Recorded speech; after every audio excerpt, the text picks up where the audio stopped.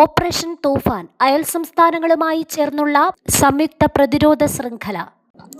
Operation തൂഫാന്റെ ഭാഗമായി ദക്ഷിണേന്ത്യൻ DGPമാരുടെ യോഗം നാളെ തിരുവനന്തപുരത്ത് നടക്കും. തിരുവനന്തപുരം പോലീസ് ആസ്ഥാനത്ത് നടക്കുന്ന യോഗം ഇന്ത്യയുടെ ആഭ്യന്തര സുരക്ഷാ ചരിത്രത്തിൽ പുതിയൊരു സഹകരണ മാതൃകയ്ക്ക് തുടക്കം കുറിക്കുന്ന ഒന്നാകുമെന്ന് ആഭ്യന്തരമന്ത്രി രമേശ് ചെന്നിത്തല പറഞ്ഞു.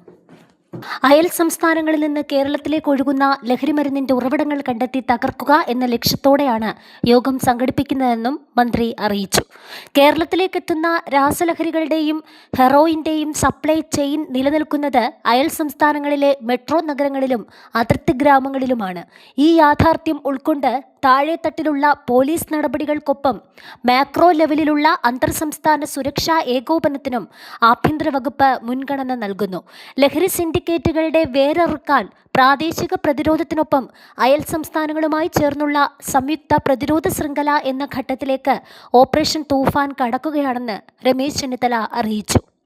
അയൽ സംസ്ഥാനങ്ങളുമായി ഇന്റലിജൻസ് സിൻക്രോണിസിറ്റി അഥവാ തത്സമയ വിവര കൈമാറ്റ സംവിധാനമാണ് കേരളം ഇപ്പോൾ ലക്ഷ്യമിടുന്നത്. ഇന്നലെ ബംഗളൂരു വിധാൻ സൗദയിൽ കർണാടക മുഖ്യമന്ത്രി DK ശിവകുമാറുമായി നടത്തിയ കൂടിക്കാഴ്ചയിൽ ഓപ്പറേഷൻ തൂഫാനുമായി കർണാടക സർക്കാർ പൂർണ്ണമായും സഹകരിക്കുമെന്ന് ഉറപ്പുവരുത്തിയിട്ടുണ്ട്.